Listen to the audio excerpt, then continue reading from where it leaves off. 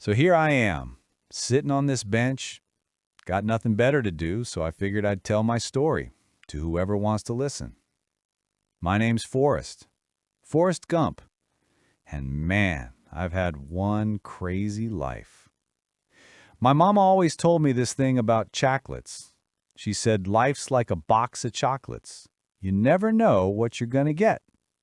Took me years to understand what she meant, but now I get it. Life just throws stuff at you, and you gotta deal with it. See, I wasn't like other kids. They tested me at school and said I was slow. IQ of 75, whatever that means. All I knew was that teachers talked to me like I was a baby, and kids made fun of me all the time. But the worst part? I had to wear these metal things on my legs, braces, they called them, heavy as hell and made this awful noise when I walked. Try being a kid with those things. You're basically asking to get picked on. And boy, did those kids pick on me. Every single day. They'd chase me, throw stuff at me, call me names. I tried to ignore it, but it hurt. Not just my legs from trying to run away, but my feelings too, you know? First day of school, I got on the bus and didn't know where to sit. All the other kids looked at me like I had some disease, but this one girl, she smiled and said I could sit with her. Her name was Jenny Curran. I think I fell in love with her right then and there. I know, I was just a kid. But some things you just know. She was pretty, but more than that, she was nice to me. She didn't care that I was slow or wore braces. She just saw me. We became best friends after that. Did everything together. She lived down the road from me, so we walked to school together every day. She'd talk about her dreams, wanted to be a singer, wanted to get away from Greenbow and see the world. I'd just listen. I was happy just being around her. These boys were chasing me again. 3 of them, on bikes, and I'm trying to run with these stupid braces on. My heart's beating so fast I can barely breathe. Then Jenny sees what's happening and she yells, "Run, Forrest, run!" I don't know what happened, but something just clicked. My legs started moving faster and faster, and then crack! Those braces just broke right off, pieces flying everywhere. And suddenly, I'm running, really running, fast. Those boys on bikes, I left them in the dust. I ran so fast I couldn't believe it myself. It felt like flying. From that day on, running was my thing. Couldn't do math, couldn't read so good, but man, could I run. Finally found something I was good at. Her daddy was a bad man. Real bad. Did things to her that I didn't understand it back then. I was just a kid. But I knew it was wrong. Sometimes she'd come to my house late at night, crying. We'd hide in the cornfield until morning. I wanted to protect her so bad, but I didn't know how. I was just a dumb kid who could run fast. What could I do? Mama worked hard, real hard, to make sure I had a good life. When the school said I couldn't come to regular classes because of my test scores, she went down there and fought for me. She did what she had to do to get me in that school. She'd tell me I was no different from anyone else, that I was special in my own way. Sometimes I didn't believe her, but she never stopped saying it. We were poor, so we rented out rooms in our house. One guy who stayed with us played guitar and moved funny. My mama said he'd be somebody famous one day. Turned out she was right. His name was Elvis Presley. I barely made it through high school. Never thought I'd see the inside of a college. But then, football happened. I was running away from some guys, same old story, and I ran right through the middle of football practice. Coach saw me, and his jaw dropped. Next thing I know, I'm on the University of Alabama football team. Football was perfect for me because it was simple. Coach would say, run, and I'd run. That's it. No complicated stuff to remember, just run with the ball. And I was fast, so I scored a lot. We won games. People cheered. It was great. But the best part? I got to see Jenny sometimes. She was at a different school, but I'd visit when I could. Except she was different now. Hanging out with weird people, dating guys who treated her like crap. One time I visited and her boyfriend slapped her. I just lost it. Grabbed that guy and threw him out. Jenny got mad at me though. I didn't get it. I was trying to help her. But she kept going back to guys who hurt her.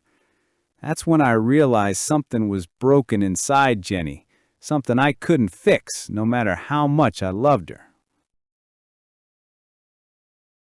Got drafted into the Army right after college. Honestly, the Army was good for me. Everything was clear. Wake up at this time, do this, eat that, go here. No confusing choices. That's where I met my best friend Bubba, this guy from Louisiana who was obsessed with shrimp. And I mean obsessed. He could talk about shrimp for hours. Fried shrimp, boiled shrimp, grilled shrimp, shrimp cocktail, shrimp gumbo. You name it, he knew it. Bubba and me made a deal.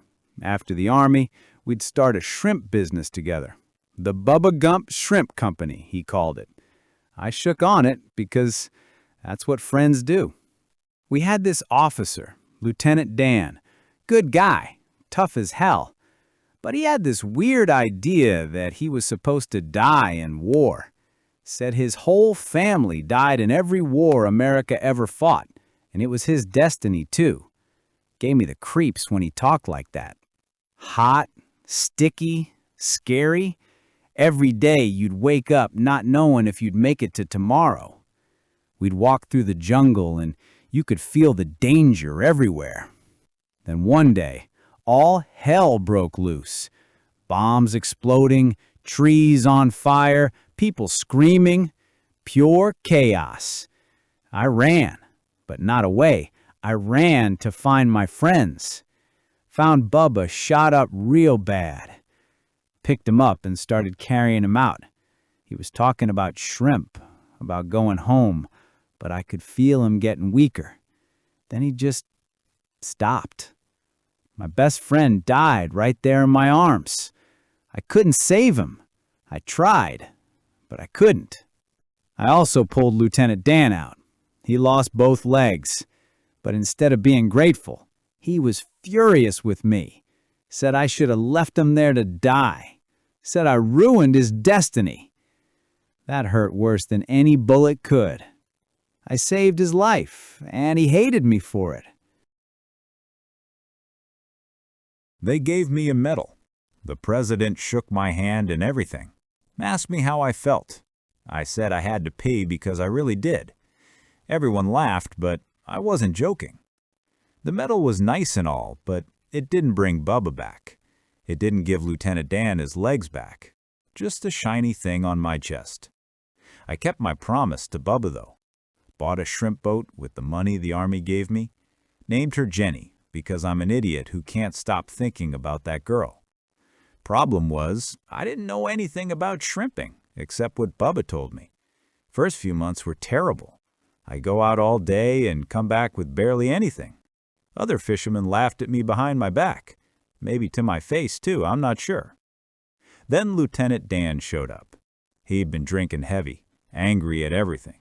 But he needed something to do, and I needed help, so he joined me. We still weren't catching much.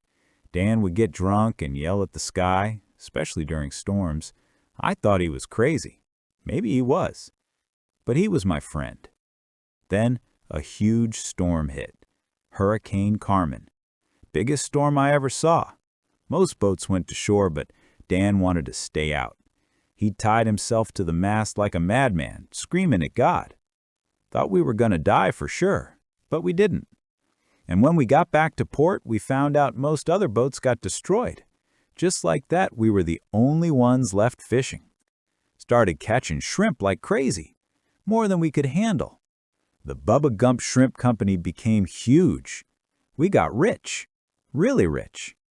First thing I did was find Bubba's mama and give her half of everything. It was Bubba's dream, so she deserved it. She cried when I told her. We sat and talked about Bubba for hours, kept his memory alive. Lieutenant Dan changed after we got successful, stopped drinking, got himself some fancy new legs, even seemed happy sometimes. He thanked me one day for saving his life. That meant more to me than all the money we made. But I still wasn't happy. Had more money than I knew what to do with. Nice house, everything I needed. But something was missing. Jenny was missing. She'd show up every few years, stay a bit, and then leave again. Each time she looked more tired, more sad. She'd been all over, doing God knows what. Drugs, bad relationships, just trying to find something that would make her feel okay. Then Mama got sick. Cancer. She tried to hide it from me, but I could tell something was wrong. One day she called me to her bed and told me straight up she was dying. I sat with her every day. We'd talk or sometimes just sit quiet. She told me she'd lived a good life, that she wasn't scared, but I was scared. Scared of losing the one person who always believed in me. She died peaceful one afternoon, and just like that, she was gone. I didn't know what to do with myself after that, so I started running. Just woke up one day and felt like running, so I did. Ran to the end of the road, then kept going. Ran all the way across the country, then back, then again. People started following me, thinking I was running for some big reason. News people asked me why. Truth, I just felt like running. Maybe I was running from my grief. Maybe I was running from loneliness. Or maybe I just needed to move. Did that for 3 years. Then one day, I stopped. Just like that. Told everyone I was going home, and I did. Got a letter from Jenny waiting for me. She wanted me to come see her in Savannah. I went right away. When she opened the door, there was a little boy there. He looked familiar somehow. Jenny said, "Forrest, this is Forrest. Your son. My son. I had a son. Didn't even know it." First thing I asked was, "Is he smart?" I was so scared he'd be slow like me, but Jenny said he was very smart. I just broke down crying right there. Then she told me she was dying. Had AIDS from all the stuff she'd done over the years. Didn't have long left. I asked her to marry me. After everything, all the years, all the times she left, none of it mattered. I just wanted to be with her. She said yes. We got married simple and quiet. Just us, little Forrest, and somebody to make it official. Brought her home and took care of her while she got sicker. Had a few good months together as a real family. She died on a Saturday. We put her under the tree where we used to play as kids. Now it's just me and Lil Forrest. Every morning I walk him to the bus. Same spot where I met his mama all those years ago. I make sure he knows I love him, that he's going to be okay, that he can do anything he wants. He's smart, way smarter than me. Kind, too. Nothing like his old man, which is probably good. You know what I figured out? Life throws all kinds of stuff at you. Good, bad, weird, sad. You don't get to choose most of it.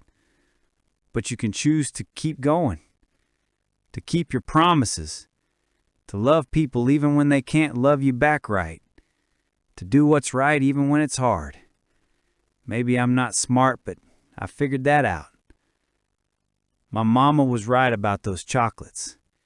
You really don't know what you're gonna get, but you eat them anyway, and some of them turn out pretty sweet. Anyway, that's my story. Bus is coming. Gotta get home and make dinner for my boy. That's all I gotta say about that.